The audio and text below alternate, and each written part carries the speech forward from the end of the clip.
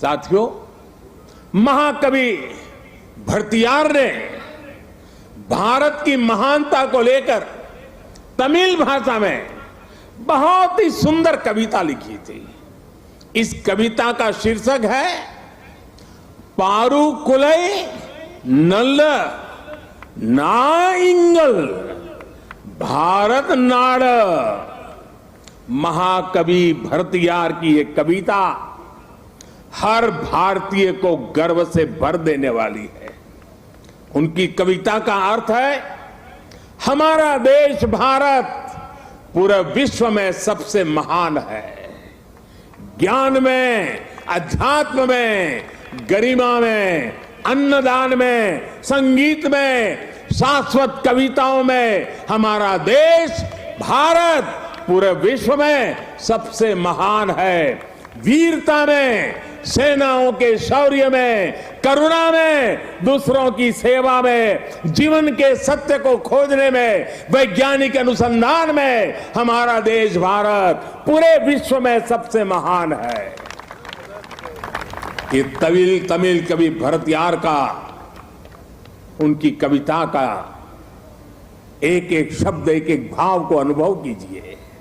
साथियों, गुलामी के उस कालखंड में ये पूरे विश्व को भारत की हुंकार थी। ये हमारे स्वतंत्र सेनानियों का आह्वान था। जिस भारत का वर्णन भरतियार ने अपनी कविता में किया है, हमें उस सर्वश्रेष्ठ भारत का निर्माण करके ही रहना है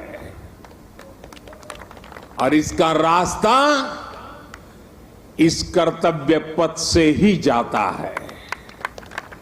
साथियों, आजादी के 75 वर्ष पूरे होने पर देश ने अपने लिए 5 प्राणों का विजन रखा है। इन 5 प्राणों में विकास के बड़े लक्ष्यों का संकल्प है, कर्तव्यों की प्रेरणा है। इसमें गुलामी की मानसिकता के त्याग का आह्वान है, अपनी विरासत पर गर्व का बोध है। आज भारत के आदर्श अपने हैं, आयाम अपने हैं। आज भारत के संकल्प अपने हैं, लक्ष्य अपने हैं। आज हमारे पथ अपने हैं, हमारे प्रतीक अपने हैं। और साथियों, आज अगर राजपथ का अस्तित्व समाप्त होकर कर्तव्य पथ बना है, आज अगर जॉर्ज पंचम की मूर्ति के निशान को हटाकर नेताजी की मूर्ति लगी है, तो ये गुलामी की मानसिकता के परित्याग का पहला उदाहरण नहीं है। ये न शुरुआत है न अंत है। ये मन और मानस की आजादी का लक्ष्य हासिल करने तक निरंतर चलने वाली संकल्प यात्रा है। देश के प्रधानमंत्री जहां रहते आए हैं, उस जगह का नाम रेसकोर्स रोड से बदलकर लोक कल्याण मार्ग हो चुका है।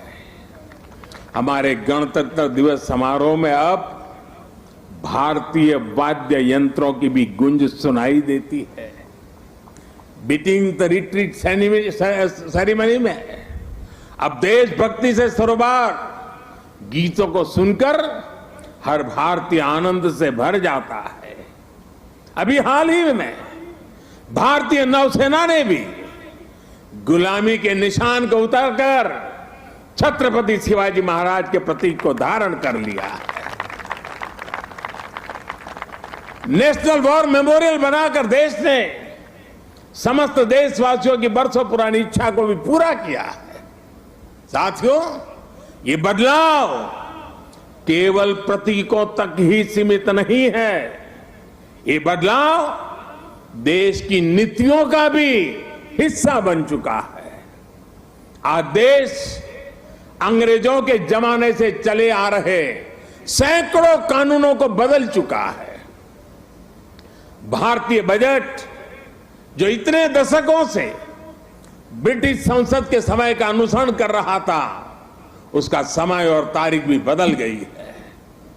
राष्ट्रीय शिक्षा नीति के जरिए अब विदेशी भाषा की मजबूरी से भी देश के युवाओं को आजाद किया जा रहा है।